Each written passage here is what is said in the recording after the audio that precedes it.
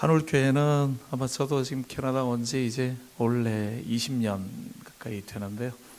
처음 와서부터 만민교회 이름으로 있을 때부터 제가 같이 알고 있던 그런 교회죠. 우리 김경원 목사님하고는 제가 같이 신학 같이 공부했던 친구기도 하고요. 그리고 여러 번 이사하고 또 이렇게 여기까지 이 자리까지 오는 것 제가 함께 또 지켜봤던 그러한 교회인데요. 예, 한 걸음 한 걸음 힘차게 또 신앙의 걸음들을 새로운 장소에서 내딛고 있는 여러분 모두를 축복하고요. 이렇게 한번 와서 또 함께 말씀 나눌 수 있는 귀한 시간 주셔서 감사합니다. 우리 민 목사님은 같이 우리 토론토 한인장로교회 같이 있을 때 저하고 잠깐 겹치면서 한 1년, 2년 같이 있었던 그런 시간이 있었었고요. 함께 오랜 시간 동안 또 교제하고 있고 노회에서도 함께 늘 같이 만나고 있는데요. 네, 건강한 메시지 늘 전하고 있는 우리 또 민 목사님 함께하는 교회 여러분들 성도님들 함께 뵈서 너무 고맙습니다. 여러분들이 한 영혼을 위하여라는 그러한 주제로 한 해를 시작한다라는 그러한 말씀을 듣고 저도 말씀을 준비를 했는데요. 그렇죠. 역사는 많은 사람에 의해서 움직이는 건 아니고요. 결국은 한 사람 때문에 움직이는 겁니다. 성경적으로 이야기를 해도 한 사람 때문에 죄가 들어왔고요. 한 사람 때문에 망하게 된 거죠. 그런가 하면 한 사람 때문에 구원받게 되었고요. 역사 가운데서도 한 사람의 믿음 때문에 한 성이 구원받기도 하는가 하면 한 사람의 불신앙 때문에 한 성이 망하기도 하는 그러한 일들을 많이 보죠. 소돔성이 망했다라는 이야기를 들으면서도 우리는 그렇게 볼 수 있죠. 소돔성이 왜 망했는가? 그 도시에 패역한 도시라서, 음란한 도시라서 그렇게 이야기할 수도 있고요. 또 다르게 말한다면 의인 10사람이 없어서 그렇게 말할 수도 있죠. 아무리 나쁜 도시라도, 아무리 악한 도시라도 하나님께서 말씀하실 때 악해서 내가 멸망시킨다 이렇게 말씀하지 않으셨고, 의인 10사람이 없어서 망하게 되겠다, 의인 10사람만 있으면 내가 이 성 살려주마 그러셨거든요. 결국은 보면 악해서 망했다라는 이야기도 맞지만 뒤집으면 의인 10사람이 없어서 망한 거기도 하죠. 항상 시대는 어느 시대든 2000년 전이든 4000년 전 노아 시대든 어느 시대든지 간에 세상은 항상 악했거든요. 항상 악하죠. 노아 시대 때도 하나님이 도저히 못 참겠다, 다 없애야 되겠다 그럴 마음이 드실 만큼 악한 시대였거든요. 지금도 악한 시대라고 이야기하잖아요. 그런데 시대는 2000년 전이든 4000년 전이든 5000년 전이든 늘 악한 시대인 것은 분명한 거죠. 문제는 어느 시대가 구원을 받느냐 못 받느냐 하는 것은 그 시대 속에 하나님의 사람들이 얼마만큼 있느냐, 그게 결국은 문제가 되어지는 거죠. 한 영혼 한 영혼이 얼마나 중요한가 하는 부분입니다. 여러분들의 표들을 제 나름대로 한번 해석을 해보면서 이렇게 해석을 했습니다. 한 영혼을 위하여, 그럴 때 한 영혼의 소중함을 기억하고 복음을 전하자. 한 사람이라도, 그 한 사람에게 복음을 전하면 그 사람이 어떤 역사를 만들어낼지 어떻게 아느냐. 한 명에게라도 복음 전하자. 많은 사람에게 복음 전해야 되겠지만 그러나 한 명이라도 변화시켜 놓으면 그 한 사람이 한 나라를 바꿔놓을 수도 있으니까, 내가 변화시킨, 내가 전도했던 그 한 사람이 어떤 사람이 되어지고 어떤 역사를 만들 사람인지는 우리는 모르니까 한 영혼에 집중하자, 이런 의미라고도 생각을 했고요. 또 아마 그런 의미에서 목사님 지금 올해 들어서 3번 설교하는 거 저도 이제 듣고 왔거든요.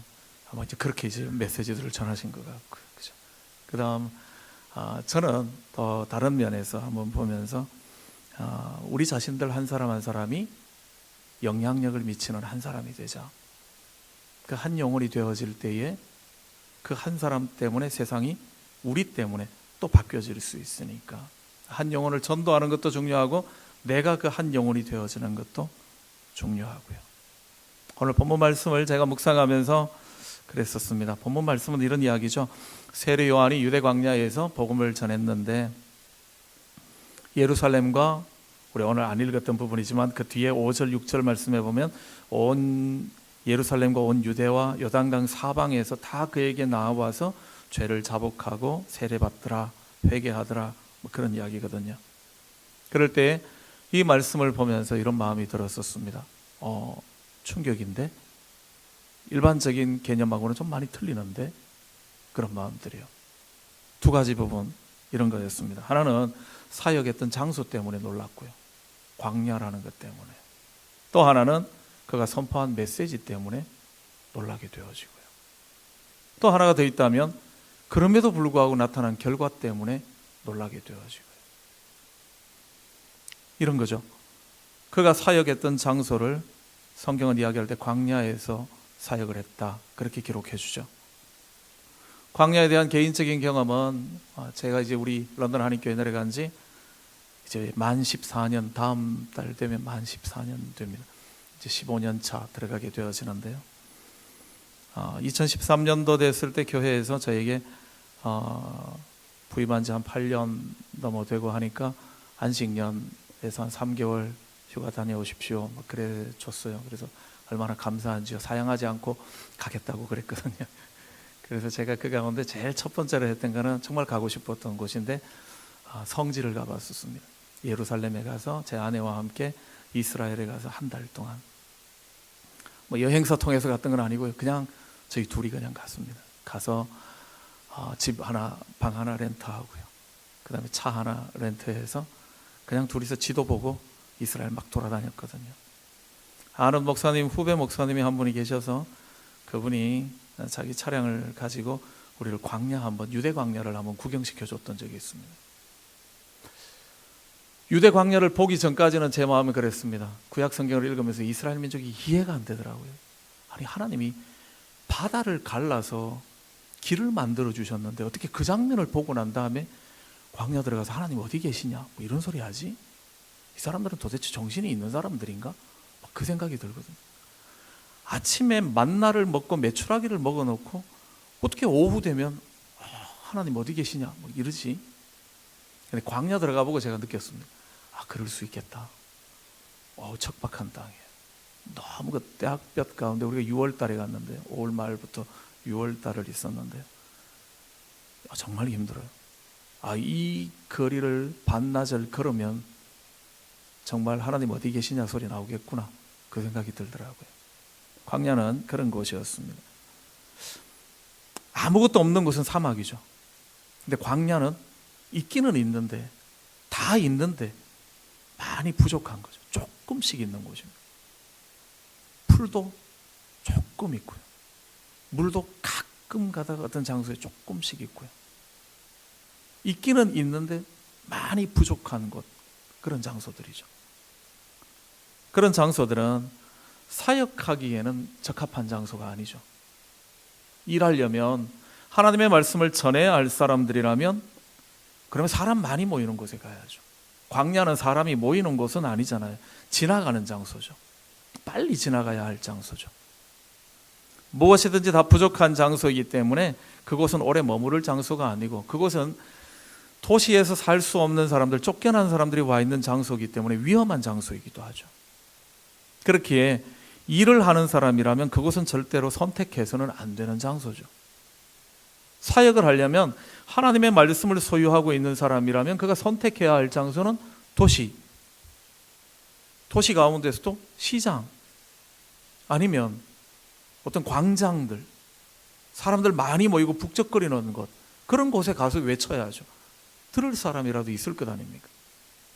그런데 아무도 없는 바로 그 장소에서 그가 외치고 있다라는 것, 이게 이제 충격이었거든요. 왜 하필이면 이 장소에 가서 하지? 두 번째 제가 충격이었다라는 것은 선포한 내용 때문입니다. 그가 선포한 내용을 성경은 이렇게 이야기를 하죠. 회개하라, 천국 가까웠다. 광야에서 지나가는 사람 몇 되지도 않을 텐데 그 사람들에게 겨우 한다는 소리가 복받으라 이런 소리도 아니고 회개해라, 그런 소리 하고 있으면 누가 와서 듣겠냐 하는 거죠. 오늘날 많은, 오늘 시대만이 아니라 모든 시대, 모든 죄인 되어진 인간들, 죄인인 인간들이 제일 듣기 싫어하는 소리가 죄인이라는 소리잖아요. 회개하라는 이야기는 너 죄인이라는 소리죠. 회개하고 뒤돌아서라는 이야기니까요. 회개하라는 이야기는 네가 지금 하고 있는 일이 틀렸다는 이야기죠. 바로잡으라는 소리잖아요. 회개하라는 이야기는 네가 지금 서 있는 자리가 잘못된 자리라는 이야기죠. 그 자리 빨리 벗어나라는 이야기죠. 듣고 싶어 하지 않는 이야기들이죠. 나이가 조금씩만 들어가게 되어지면 우리는 고집이 생겨나잖아요. 내가 하고 있는 일들이 누가 잘못되었다. 그럼 제일 듣기 싫은 거죠. 변명할 수밖에 없고요. 싸우게 되잖아요.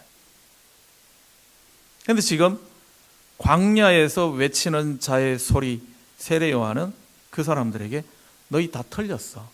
잘못되었어. 그 자리에 있지 마. 돌아와 빨리. 이런 소리나 하고 있거든요. 디모데후서 4장의 말씀을 보면 말세에 관한 이야기들 이렇게 사도 바울은 기록해주고 있습니다. 말세가 되어지면 그때 징조가 무슨 징조가 나오는가 하면 사람들은 올바른 교훈을 듣고 싶어 하지 않는다.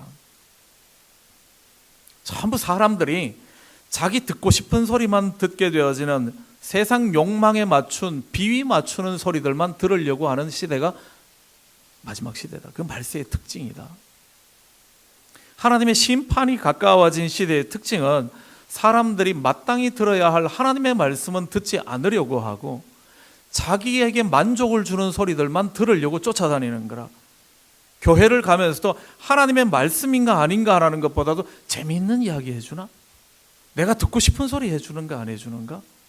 그거 가지고 교회를 선택하게 되어지는, 내게 유익이 있나 없나 그것 쫓아다니게 되어지는 시대가 말세라는 거죠. 저는 개인적으로 좀 생각들이 모르겠어요. 어떤 때는 저 목사로 산 지 벌써 꽤 되거든요. 제가 그래도 95년도에 목사 안수를 받았으니까 거의 한 4년 정도 되나요? 목사로 산 지가요. 근데 솔직히 목사님들의 설교들을 제가 들으면서는 성도들이 듣고 좋아하는 설교하고 제가 듣고 좋아하는 설교는 좀 틀린 것 같아요. 성도들에게 인기 있는 어떤 목사님들은 보면 막 재밌게 이야기하고 막 하는데 어떤 때는 성경의 이야기인가? 성경 이야기는 조금만 하고 나머지는 전부 딴 이야기들만 하고 계시는 것 같은데 그걸 저렇게 성도들은 좋아하고 저렇게 많이 모이나? 또 어떤 목사님들의 설교를 들으면 정말 성경 말씀만 가지고 말씀을 전해주고 있는데 교인들은 별로 안 모이는 교회들이 있거든요. 그럴 때 안타까움들이 있는 거죠. 그래서 그런 것 같아요. 전공하시는 분들 피아노 치시면 그렇죠. 피아노를 전공하신 분은 피아노 전공자가 들을 때에 야, 저분 참 피아노 제대로 배운 분이고 잘 치는 분이다라는 것과 문외한인 우리들이 듣고서 참 잘 친다라고 생각하는 게 틀릴 때가 있는 거죠. 우리는 그냥 기교만 잘 부리면 되게 잘하나 보다 그럴 수 있는데 전공하신 분들은 터치하는 여러 가지들을 보면서 진짜 제대로 배웠고 잘하시는 분이다 아니면 못하는구나 이걸 판단들을 하잖아요. 그죠? 제 입장이 그렇습니다. 때로 정말 들어야 할 말씀들을 들려주는가 아니면 사람들이 듣고 싶어하는 소리를 들려주고 있는가. 사람들은 어느 시대든지 간에 듣고 싶어하는 소리들은 그런 소리죠. 복 받는다라는 이야기하는 거. 어떻든지 성공한다라고 이야기해 주는 거. 세상에서 엉망진창으로 살아도 괜찮다. 그냥 교회만 나왔다가 예배만 드리고 가라. 다 잘 될 거야. 그런 소리 하는 거. 정말 그런가요? 아니잖아요. 그죠? 예수님의 제자들에게 예수님께서 너 나 따라와라. 내 제자 되라. 사람 낚는 어부 되라. 그 말이 무슨 말이었는가 하면 너 나 따라와서 나 다 순교할래? 이 소리였거든요. 모르니까 따라갔던 거죠. 나중에 알고 보니까 제자들 다 순교당했잖아요. 사도 요한만 빼고. 그죠? 근데 기꺼이 그 길을 걸어갔거든요. 만약에 요즘 시대로 이야기하는 대로 한다면 그 사람들을 보고 복 받았다라고 이야기할 수 있겠습니까? 다 죽었는데요.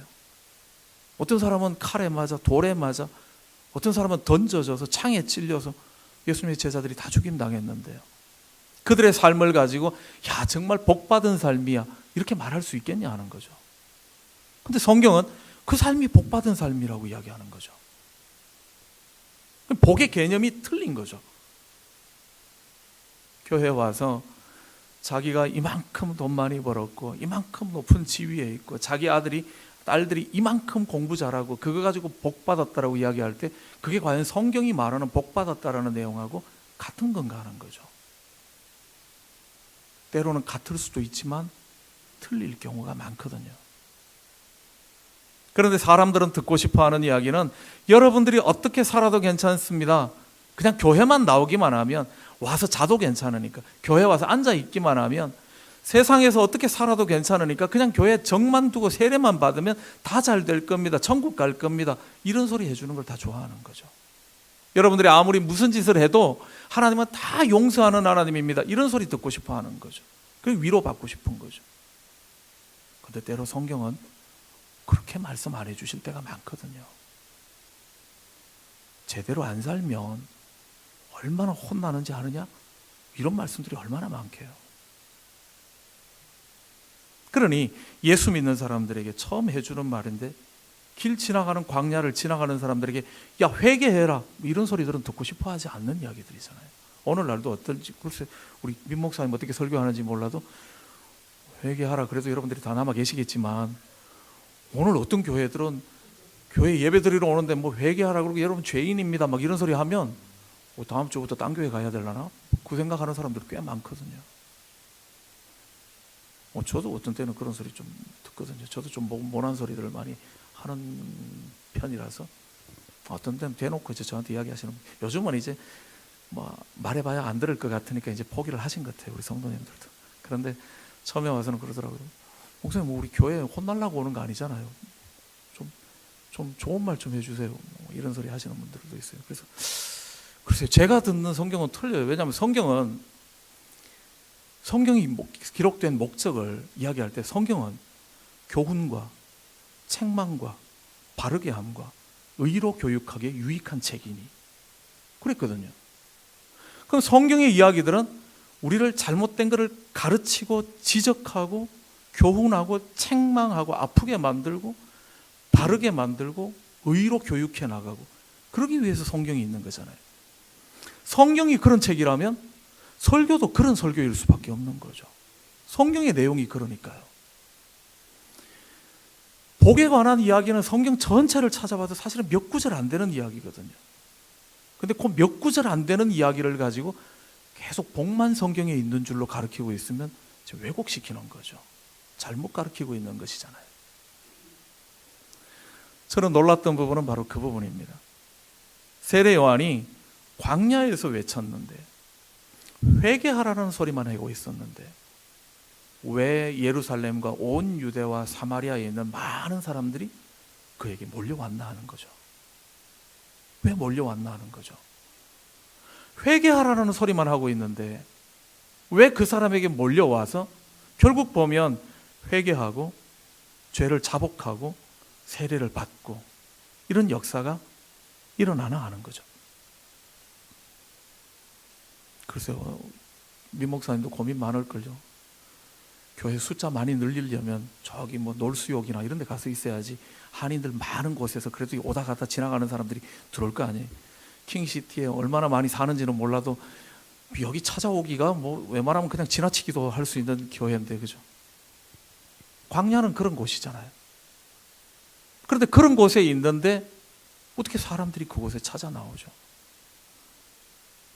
듣기 좋은 복 받으라는 소리를 하는 게 아니고 회개하라는 소리를 하고 있는데 왜 그렇게 나오죠? 인간적인 기준으로 본다면 망해도 금방 망해야 될 교회인데요. 컨설팅 하는 사람이라면 목사님 거기에 가서 교회 시작하면 금방 문 닫습니다. 그런 소리 자꾸 하시다 보면 교회 성도 다 떠나갈걸요? 세례 요한 보고 아마 컨설팅 할 사람은 그렇게 해야 될 거죠. 그런데 그들의 판단이 틀리잖아요. 오히려 광야에 있는데 회개하라 소리 하는데 사람들이 다 그에게 나아가서 세례를 받고 회개하고 그러잖아요. 왜 그러죠? 오늘 그 부분을 함께 좀 나누었으면요. 왜 그럴까요? 왜 이런 일이 일어날까요? 망하고 문 닫아야 할 곳에 어떻게 이런 역사가 일어나고 있는 걸까요? 이유는 우리 다 알고 있죠, 그죠?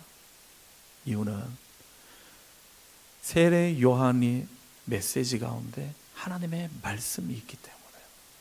하나님의 말씀이 있기 때문이죠. 우리는 알잖아요.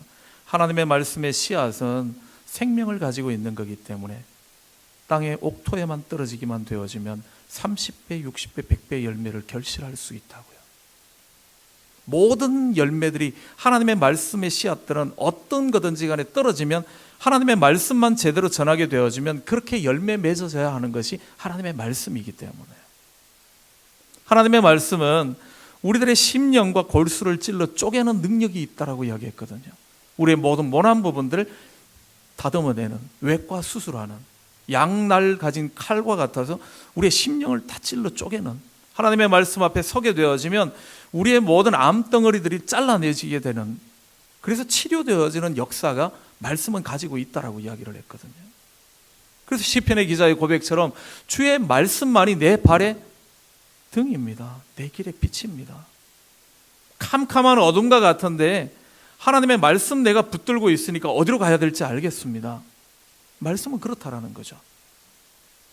주의 말씀이 없다면 내가 어디로 걸어가야 할지 알지를 못합니다. 그런 거잖아요.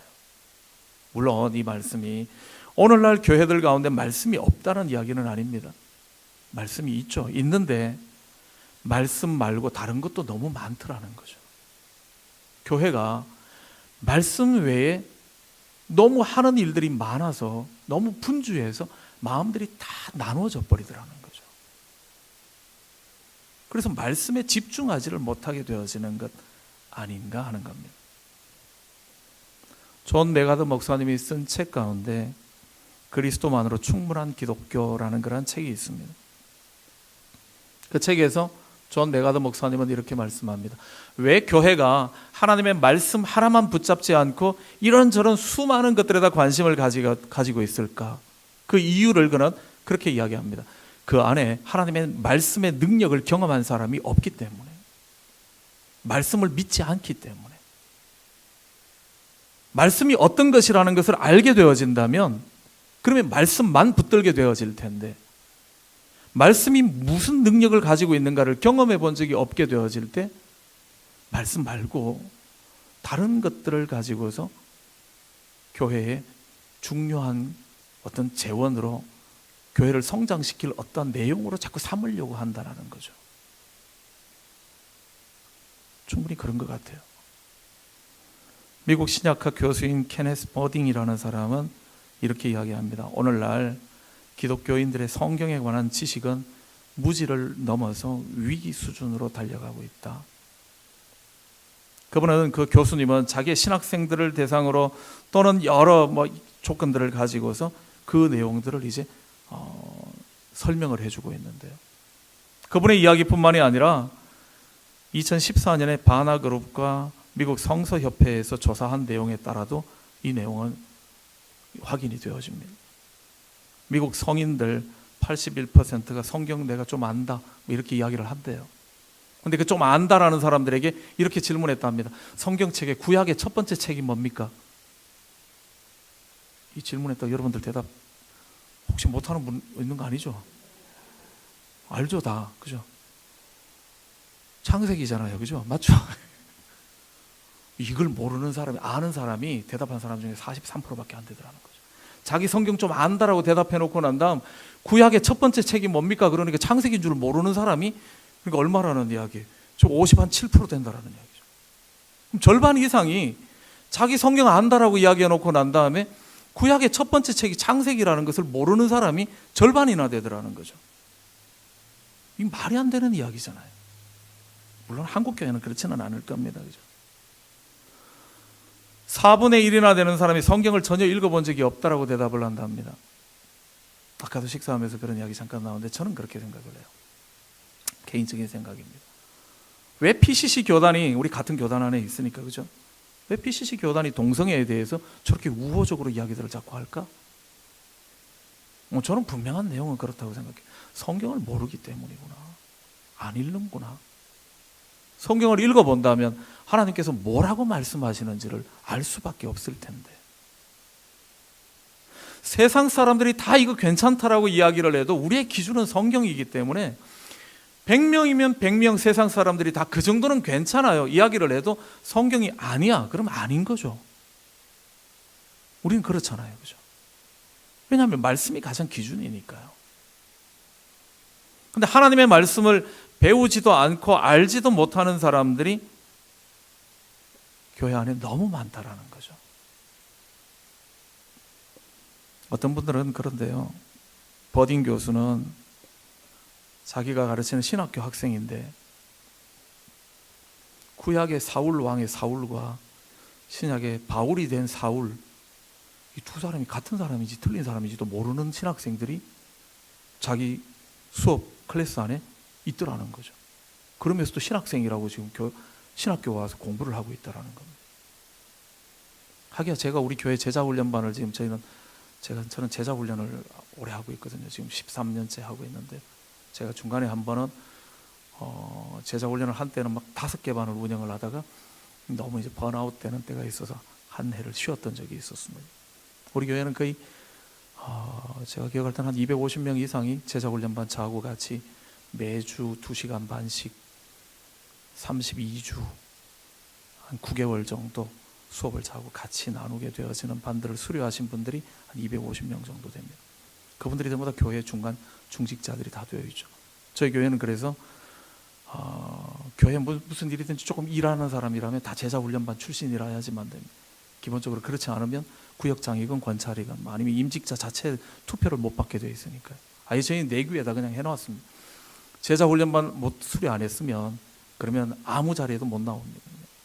다 그 과정을 저하고 같이 9개월을 공부를 해야지만이, 그래야지 교회 기본적인 섬김의 자리에서 나올 수 있도록 그렇게 하고 있거든요.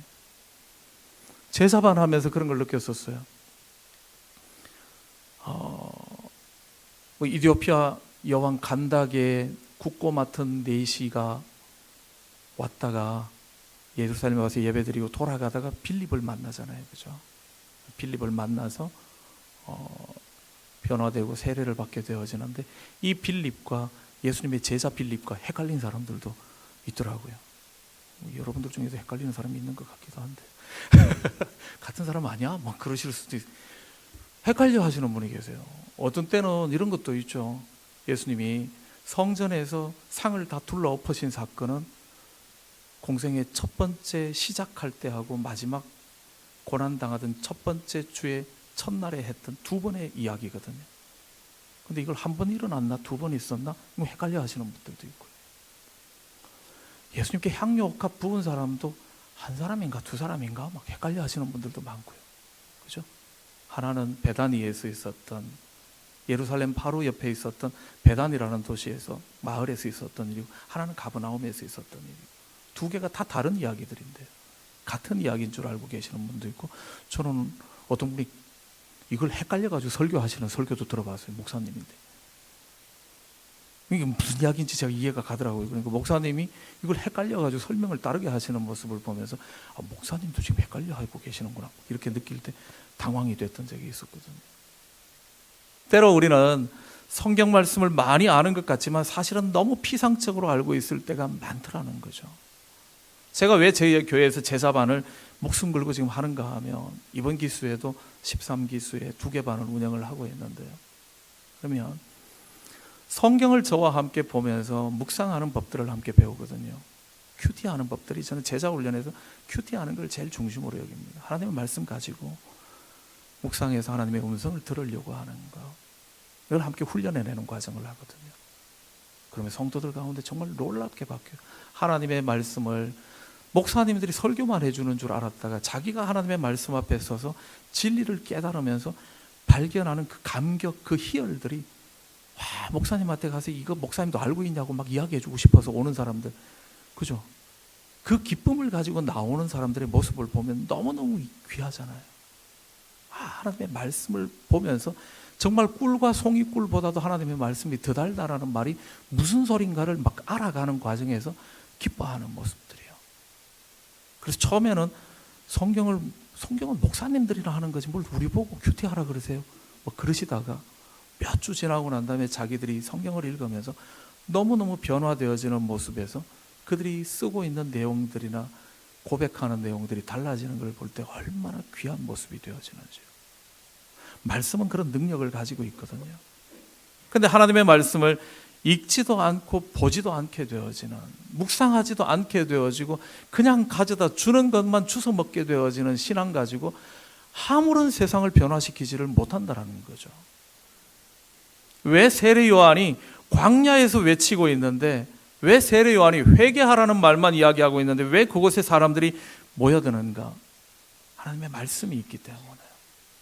말씀의 능력이 무엇이다라는 것을 알게 되어질 때 사람들은 그곳으로 나올 수밖에 없어진다라는 거죠. 참된 말씀이 선포된다라는 이야기는 이런 이야기입니다. 참된 말씀이 선포된다, 그러면 나타나야 하는 증거들이 처음에는 회개를 선포해야지만 합니다. 하나님의 말씀 앞에 서게 되어지면, 성령의 은혜를 경험하게 되어지면 제일 먼저 일어나는 사건이 내가 죄인임을 깨닫게 되어지고 내가 했던 것들의 모든 추악함들이 드러나게 되어지면 하나님 앞에 회개할 수밖에 없는 경험을 한다는 거죠. 회개가 제일 먼저입니다. 그래서 그 다음에는요, 신앙의 삶은 복받는 삶이 목적이 아니라 거룩함의 삶이 목적이죠. 왜 하나님이 우리를 구원해 내셨는가? 왜 예수 그리스도를 십자가에서 못 박으시면서까지 우리에게 주셨는가? 우리 구원받게만 하려고, 복받게 하려고 그런 개념이 아니라는 거죠. 우리를 거룩하게 하시려고요. 출애굽기 19장 6절의 말씀에 보면 하나님께서 이스라엘 민족을 이집트 땅에서 끌어내시고 난 다음 광야에서 시내산에 그들을 데리고 오셔서 왜 내가 너희를 끌어냈는 줄 아느냐? 그 목적을 이야기하실 때 이렇게 이야기하십니다. 너희를 내 소유되게 하려고, 너희를 제사장 나라 되게 하려고, 너희를 거룩한 백성 되게 하려고. 너희가 내 소유가 되어지고 너희만 구원받는 게 아니라 너희가 제사장 나라가 되어서 너희가 대표로 나를 섬기면서 모든 사람들이, 세상 모든 사람들이 나를 섬기게 만드는 제사장들이 되어야 돼. 너희만 선민이 아니야. 모든 사람들을 위해서 너희가 제사장이 되어야 돼. 그리고 너희는 거룩한 백성 되어야 돼. 이렇잖아요. 이제 우리 교인들이 헷갈려하는 부분들을 제가 설명해 드릴 때 그렇게 이야기합니다. 홍해바다 앞에 섰을 때에 하나님께서, 자, 누가 깨끗한 사람이고 누가 추악한 사람인지를 보고 깨끗한 사람만 홍해바다 내가 갈라줄 테니까 지나가라. 그렇게 하지 않으셨다라는 거죠. 홍해바다 지나올 때는 모든 죄인이든 의로운 사람이든 다 그냥 통과하게 해주셨거든요. 그죠? 근데 홍해바다를 건너오고 난 다음 시내산에 와서 2달 걸려서 시내산에 오고 난 다음 시내산에 왔을 때 비로소 하나님께서 뭘 백성들에게 주시는가 하면 십계명을 주시죠. 십계명은 나 외에 다른 신 네게 있게 하지 말고, 그죠? 그다음 우상 만들지 말고, 그다음 망령되이, 내 이름을 망령되이 긋지 말고, 안식일을 지키고 부모 공경하고 쫙 이야기해 주시잖아요. 그죠? 왜 이걸 주시게요? 그게 하나님께서 우리를 향하신 계획이 거룩함이라는 거죠. 구원 받으려고 너희가 십계명 지키라 그런 게 아니고요. 구원은 내가 공짜로 다 해준 거고, 홍해바다 그냥 건너게 해준 거고, 이거는 그냥 공짜로 구원시켜 준 거고, 그래서 구원은 하나님의 은혜고 능력이고 하나님이 주시는 선물이었고, 구원받은 하나님의 사람들에게 이제 어떻게 한다고요? 너희는 이제 거룩해야 돼. 부모 공경해야 돼. 그죠? 도적질하면 안 되고 간음하면 안 돼. 남의 거 탐내지 마. 살인하지 마. 이거 가르쳐 주시는 것은 요거 잘 지켜야지 구원시켜 줄 거야, 이런 개념이 아니잖아요. 구원은 내가 시켜줬으니까 이제 내가 거룩한 것처럼 너희도 거룩해야 돼. 하나님의 말씀 앞에 서게 되어지는 모든 사람들은 바로 이 앞에 서게 되어지는 거죠. 죄에 대한 지적을 받으면서 회개를 할 수밖에 없게 되어지고요, 거룩함에 도전을 받게 되어지는 거죠. 구원 받으려고 거룩해져 가는 게 아니라 구원해 주신 은혜에 감격해서 하나님의 거룩하심을 닮아 내가 거룩해져 가기로 결단하는 거죠. 말씀은 우리에게 끊임없이 그렇게 만들어 나가는 거죠. 우리가 바로 그런 은혜를 경험해야지만이 하나님께서 우리를 말씀 안에 바로 서 있다라는 것을 우리가 알고, 말씀이 바로 선포되어지는 곳에 의미들을 깨닫게 되어지는 게 바로 그렇다라는 겁니다. 또 하나님의 말씀이 바로 선포되기 때문에 그렇기도 하지만, 또 다르게 이야기한다면 이렇게 말할 수도 있죠. 하나님의 말씀을 사랑하는 사람이 그곳에 있기 때문에요. 세례 요한이 바로 그 사람이었기 때문에. 하나님의 말씀 하나만 가지고 살아왔던 사람, 그 사람이 거기에 서 있기 때문에 사람들이 광야에 그가 서 있는데도 몰려 나오더라는 거죠. 그러면 좋겠다라는 거죠. 이 말씀을 보면서 제가 도전을 받았던 게 그렇습니다. 그래, 교회가 길목이 좋아야 되고, 교회도 무슨 입지 조건이 좋아야 되고, 물론 그런 소리 할 수도 있고 가능하겠지만, 그것보다 더 중요한 게 있다면 교회는 하나님의 말씀에 집중하는 교회여야 하고, 성도들이 또는 목회자가, 모든 하나님의 교회 일꾼들이 하나님의 말씀만 사랑하는 사람이라면 그곳에 하나님의 역사가 일어날 수밖에 없을 거라고요. 일어나야 할 거라고요. 그렇죠?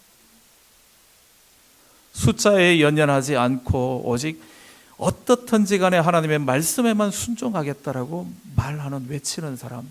세례 요한이 나 숫자 많이 늘려보겠습니다. 그러면 예루살렘으로 가서 전해야죠.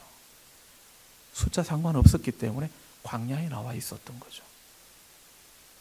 숫자를 많이 늘리고 싶었다면 회개하라는 소리 하면 안 되죠. 복 받는다라는 이야기만 해줘야죠. 숫자에 연연하지 않았기 때문에 회개하라고 외칠 수가 있었던 거죠. 근데 그것이 하나님의 말씀이고, 그가 하나님의 말씀을 사랑하는 사람인가를 알았기 때문에 사람들이 그 말을 듣기 위하여 광야로 몰려 나오게 되어지죠. 그 불편한 곳으로요. 제 나름대로 그렇게 경험해 봅니다. 부흥이란 사람의 숫자가 많이 모이는 것을 말하는 게 아니고, 하나님의 말씀을 소중하게 여기는 사람이 얼마인가, 그게 부흥인 거죠. 그 사람들이 많아지는 것이 한 사람이 더 늘어났다면 그만큼 굉장한 부흥을 경험한 거죠. 우리는 그것을 목적으로 해야 한다는 겁니다. 내가 먼저 그런 사람이 되어야지만이 그 다음 그런 사람들을 함께 만들어낼 수 있게 되어지는 거죠. 하나 여러분들에게 이런 말씀 한번 드리고 말씀을 맞으면요, 세례 요한이 광야에서 회개를 선포했을 때에 처음부터 사람들이 이렇게 몰려들었을까요? 그가 하나님의 말씀을 선포하니까 처음부터 막 물밀듯이 밀려왔을까요? 아닐 겁니다. 그렇죠? 아닐 겁니다. 아마 세례 요한도 오랜 시간 동안 아무도 없는, 저는 거기 가보고요, 아골골짝 빈들에도 복음 들고 가오리다 우리 찬송하는데 찬송 못하겠다 생각이 들더라고요. 유대 광야에 아골골짝이라고 있어요. 그러니까 아골골짝 빈들이 다른 곳이 아니고 황량한 아무도 없는 그런 광야를 이야기하는 거예요. 거기에 누가 있다고 복음 들고 가죠? 근데 한 사람이라도 들을 사람이 있으면 가겠다라는 결단이라는 거죠. 그 찬송이. 아골골짝 빈들도 가겠으면. 그죠? 하나님의 말씀을 세례 요한이 선포했을 때 세례 요한이니까 처음부터 사람들이 막 몰려왔을 거다. 그렇지 않았을 겁니다. 아마 그는 아무도 없는 데서 혼자서 막 고함 질렀던 때들도 많았을는지 모릅니다. 어쩌다가 지나가는 한 사람 놓고서 이야기를 외쳤을 때 그 사람이 듣기 싫어서 도망갔을지도 모릅니다. 아마 그 시간이 얼마였을는지는 우리는 아무도 모르죠. 근데 결론적으로는 이렇게 이야기합니다. 그 수많은 시간이 지나가고 난 다음 사람들이 한 사람, 두 사람 찾아오더니만 그 다음에 많은 사람들이 그에게 나오기 시작했더라. 꾸준함이 필요한 거죠. 포기하지 않는 게 필요한 겁니다. 옳은 거고 이게 하나님의 뜻이라면 그러면 그것을 끝까지 포기하지 않고 밀고 나갈 마음들이 필요한 거죠. 내가 하나님의 은혜를 경험했다면요. 티핑 포인트라는 말을 들어보셨는지 모르겠습니다. 티핑 포인트는 우리가 알고 있는 1만 시간의 법칙 이런 말들을 많이 만들어냈던 말콤 그레드웰이라는 사람이 주창했던 건데요. 아무 변화가 없다가 어느 날 이게 무르익어가면 어느 한순간에 갑자기 팍 튀어오르면서 변화시키는 지점, 그걸 티핑 포인트라고 이야기한답니다. 물리학에서 이야기하면 임계점이라고 이야기하는 순간이죠.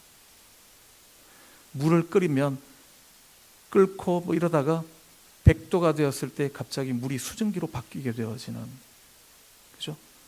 이 원소가 바뀌어지게 되어지는, 물인데 기체로 바뀌게 되어지는 지점, 이게 임계점이라고 이야기를 하죠. 티핑 포인트도 그렇습니다. 저는 정확한 통계는 모르는데 제가 군에 있을 때는 그런 쪽에 있었으니까요. 비행기가 날 때도 그렇다 그러죠. 비행기가 연료를 소모하는데 떠오를 때까지가 연료가 거의 많이 소요가 되어지는 거죠. 뜨고 나면 그 다음부터는 바람에 따라서 기류를 따라서 가면 되는 거니까요. 이 시간을 참아내야 하는 거죠. 이 티핑 포인트까지의 시간을, 임계점까지의 시간을. 우리가 1년 해봤는데 안 되던데요. 아무도 변화도 없던데요. 그래서 다른 방법 한번 해보려고요. 그러지 말자라는 거죠. 이게 원칙이고 이게 옳은 거고 이게 바른 거라면, 어떤 분이 그러대요. 아프리카에서 우물을 파는데 그 사람은 파기만 하면 100%래요. 우물을 얻어내는데. 그래서 불러서 물었대잖아요. 당신 어떻게 파기만 하면 물이 나옵니까? 그랬더니 이 사람 하는 말이, 저는 물 나올 때까지 팝니다. 그러더니, 물 나올 때까지 파니까 100%죠. 뭐. 몇 메타까지 파는데, 그게 아니라 내가 20m까지 한 파보고 안 나오면 딴 데 가서 팔렵니다. 이게 아니고 20m 파서 안 나오면 30m 파고요. 안 나오면 50m까지 파고요. 나올 때까지 저는 파겠습니다. 그래서 자기는 파는 데마다 나왔다라는 거죠. 말이 되나요? 그죠? 신앙에 있어서도 그렇잖아요. 이게 옳은 거면, 바른 거면, 맞는 거라면, 그러면 그거에서 집중을 해야죠. 개인적인 신앙의 경험이라서 그렇습니다만, 런던 한인교회 제가 부임하고도 이제 15년 지나면서 제 나름대로 하나님의 은혜들을 참 많이 경험하고 부어주시는 역사들을 경험하면서 그랬습니다. 저희 교회에 와보셔도 프로그램이 아무 프로그램 없습니다. 제가 하고 있는 프로그램은 딱 하나입니다. 제자훈련 프로그램. 저는 제 시간을 9월 달부터 이듬해 5월 달까지는 항상 제자훈련에만 맞추고 있습니다. 제가 맡고 있는 20여 명의 사람들, 그 사람들을 매주 신방하는 기분으로 그분들과 함께 말씀 나누는 것을 제 가장 중요한 사역으로 여기죠. 교회 변화라 그러면, 하나님께서 주신 은혜라면 바로 그 과정을 통하여서 변화되어졌던 분들이 오늘 우리 교회 중간 리더들이 되어 계시기 때문에, 그분들이 하나님의 은혜들을 경험했던, 말씀 속에서 은혜를 경험했던 것이, 전 제가 8개월, 9개월이 굉장히 긴 시간이죠. 지금 이제 막 저희들이 하고 있는데, 원래 들어서 지금 이제 17주째 했거든요. 지난주 화요일 날이. 지금 제자훈련반 기수가 13기인데요. 지금 이제 제일 힘들 때죠. 딱 중간을 지나왔거든요. 때리칠까 말까 그런 분도 있어요. 제자훈련을 짧게 3개월, 4개월 하면 3개월, 4개월짜리 제자가 만들어지고요. 8개월, 9개월, 1년 하면 그만큼의 제자가 만들어집니다. 제가 왜 8개월, 9개월을 고집하는가 하면 이런 겁니다. 4개월 정도까지는 재밌어요. 성경 공부하면. 정말 말씀이 꿀처럼 달달하는 걸 경험해요. 근데 그렇기만 한가요? 안 그렇죠. 말씀 보면 이제 힘들어질 때가 와요. 말씀을 보는데도 어려움이 오고 찾아오고요. 8개월, 9개월의 시간은 한 번에 고비를 넘어가는 시간이 꼭 있기 마련입니다. 근데 그 고비를, 힘겨운 시간을 경험할 때 하나님의 말씀 가지고 옆에 신앙의 동력자들의 기도로 그 어려움을 겪어서 이겨내는 훈련을 한 8개월, 9개월 가니까 한 번씩 하더라고요. 재밌기만 하다가 끝나버린 성경 공부만 하고 나면 다음에 재미없으면 관둬버려요. 그죠? 근데 성경 공부가 마냥 재밌게만 한 게 아니라 이것도 무한한 인내로 말씀 앞에 무릎 꿇는 훈련이 되어야 되는구나를 경험하고, 말씀을 보는데도 왜 내게 어려움이 찾아오는가를 가지고 기도하면서 그 어려움을 극복해 봤을 때 다음에 똑같은 어려움이 와도 흔들리지 않는 거죠. 이겨나갈 수 있게 되어지는 거죠. 말씀이 힘이 있고 능력이 있더라는 걸 경험했기 때문에. 우리들의 삶에 있어서 제일 중요한 것은 바로 그것입니다. 하나님의 말씀의 사람, 누가 그랬던 것처럼요, 우리 모두는 웨슬레처럼 한 권의 책이 사람의 되기를요. 나는 이 세상에 있는 수백만 권, 수천만 권의 책보다도 나는 한 권의 책을 가지고 이 한 권의 책에 몰두하는 사람 되겠다고요. 그렇게 되었을 때에 그 마음을 가진 사람들, 그들을 통해서 하나님이 역사를 만들어내죠. 제가 믿기는 우리 민 목사님도 말씀 안에 진리를 지켜나가려고 애쓰는 그런 좋은 목회자로 제가 알고 있거든요. 어쩌면 이게 티핑 포인트까지 가기 전에 임계점까지 가기에 시간들이 너무 오래 걸릴지도 모릅니다. 그래서 힘들어서 지칠 때도 있고 마음 가운데 낙심이 될 때도 올는지 모릅니다. 여러분들에게도 마찬가지일 수 있고요. 그러나 이 시간을 지나가야지만 합니다.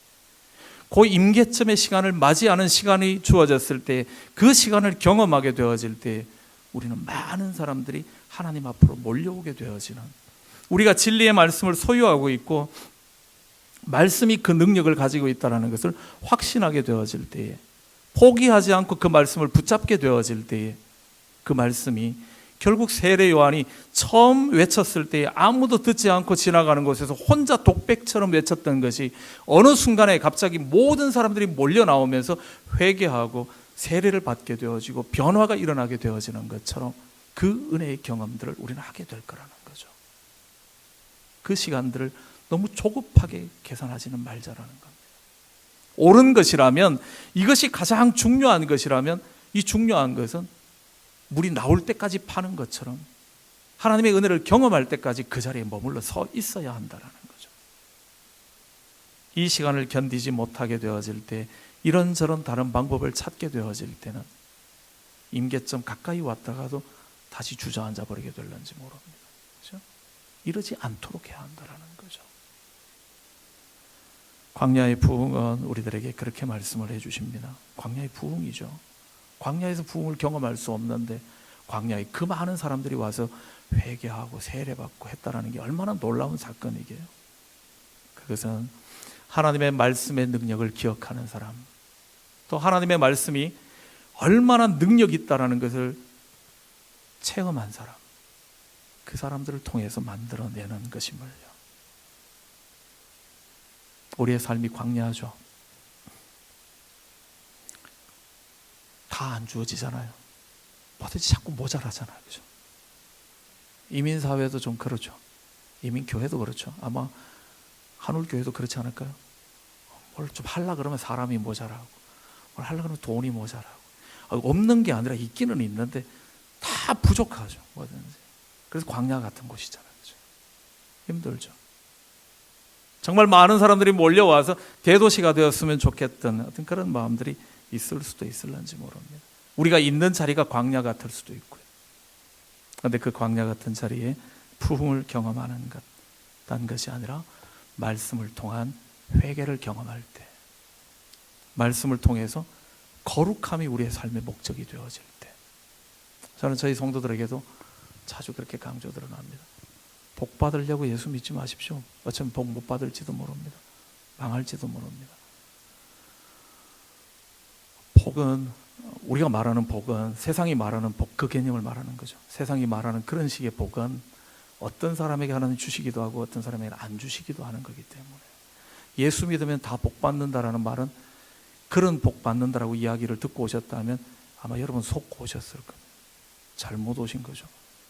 우리 세상에 나가서 열심히 일하는 게 돈 더 많이 벌게 될지도 모릅니다. 세상 사람 만나는 게. 그러나 우리가 말하는 복은 그런 복이 아닌 거죠. 우리의 복은 하나님과 우리의 관계가 친밀해지는 것이 복인 거죠. 하나님의 마음이 뭔가가 내가 알아지는 것, 그게 내가 누리는 복인 거죠. 여호와를 가까이 하는 것이 내게 복이라. 그게 복인 거지, 내가 무엇인가를 많이 얻었고 많이 소유하게 되었기 때문에 복받았다, 그런 개념은 아니기 때문에. 그러나 주님께서 우리들에게 요구하시는 것은 있습니다. 그것은 너의 거룩함이라. 너의 말이 거룩하고 너의 삶이 거룩하고 내가 거룩한 것처럼 너도 거룩해져야 돼요. 복 받았는가 안 받았는가가 문제가 아니라 우리가 하나님의 은혜 안에 있다면, 우리 한울교회 성도들이 거룩함의 삶을 추구하고 있다면 우린 정말 복 받은 공동체인 거죠. 그런 공동체를 만들어 나가는 것이 하나님의 은혜 안에 있는 것임을요. 올 한 해 시작하면서 여러분들이 말씀 앞에 서고 기도하는 시간들을 가지고서 시작하시는 것 얼마나 복된 일인지 모릅니다. 축복하고요.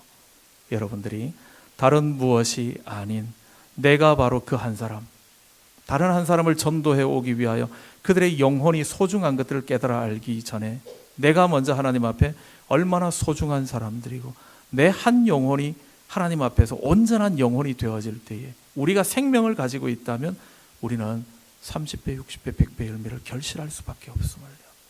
내가 말씀 안에 먼저 녹아지는 은혜를, 참된 회개를 통하여 거룩함을 추구함으로 말미암아 내가 온전해지기를, 그 다음에 하나님의 역사는 우리가 충분하게 감당할 수 있게 되었을 때에 그 은혜를 우리가 감당할 수 있도록 한없이 부어주실 것이기 때문에, 그렇죠? 저는 내가 받아 누리고 감당하지 못하는데 내게 주는 것은 복 아니라고 생각하거든요. 예전에 우리 저희 성도들한테도 그런 이야기 합니다. 제가 알고 있던 어떤 친구가 한국에서요, 자기는 하루에 막 100만 원씩 벌었다고, 지금 한 20년 전의 이야기입니다. 막 자랑을 하더라고요. 그래서 제가 그런 소리 한번 해줬습니다. 하루에 100만 원씩 버는 게 복일 수도 있고 복 아닐 수도 있다. 내가 볼 때는 이러면 좋겠다. 네 기도 제목은, 하나님, 내가 감당할 수 있는, 내가 쓸 수 있는 만큼 돈을 벌게 해주십시오 라고 기도하든지, 아니면 하나님, 내가 100만 원씩 벌고 있는데 100만 원을 감당할 수 있는 믿음을 달라고 기도하든지, 둘 중 하나라 해야 된다. 네가 믿음은 그 정도 수준이 안 되는데 100만 원씩 벌면, 만약에 네 믿음이 10만 원밖에 안 되는 믿음이라면 하루에 100만 원씩 벌면 너는 90만 원 가지고 죄 짓는 일에 쓸 수밖에 없기 때문에, 그건 복이 아니라 망하는 지름길이니까. 많이 번다라는 게 복이 아니라 내가 감당할 수 있을 만큼 버는 게 복이니까. 사실은 이 이야기는 저희 아버님께서 해주신 말씀이에요. 제 아버님 목사님이셨거든요. 나름대로 뭐 그래도 지방에서 꽤 큰 교회를 목회하시다가 그만 은퇴하셨는데, 한 30년 목회하시다가 제가 농담으로 한번 그런 말씀 드렸거든요. 한 20년 전에, 20년이 아니라 여기 캐나다 와 있으면서 한번 가세요. 아버님 요즘 세습도 한다던데 우리는 어떻게 한번 생각 안 해보십니까? 그랬더니 저는 농담으로 웃자고 한 소리인데 얼마나 혼났는지 몰라요. 그러면서 이제 그 말씀을 해주셨어요. 똑바로 들어라. 뭐 그러시더니, 제가 못 믿어왔나 보죠, 그죠? 똑바로 들어라. 딱 그러시더니만 하는 말씀이 그래요. 네가 연탄 100장을 끌고 갈 수 있는 능력밖에 안 된다면 연탄 100장을 끄는 게 네게 복이다. 네가 연탄 100장밖에 못 끄는데 네게 2000장을 끌게 해주면 복 아니라 그건 너한테 저주다. 너 언덕 끌고 올라가려고 온 힘을 다해도 감당 못할 거고, 언덕 내려갈 때에 너 2000장에 깔려 죽는다. 네가 100장, 10장 감당할 수 있다면 그거 끌고 갈 때 너는 참 복인 거다. 네가 능력을 더 주시거든, 하나님께서. 그게 10장 더 올리고 또 10장 더 올리면서 끌고 갈 때 그게 네게 복이다. 웃자고 이야기했다가 한번 되게 혼났거든요. 근데 그 말씀이 진리죠. 진짜입니다. 그렇죠.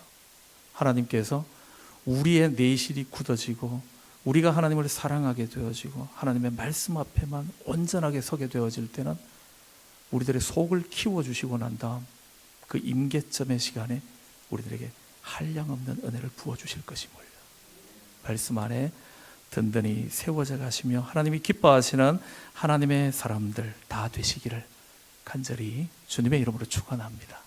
기도드리겠습니다.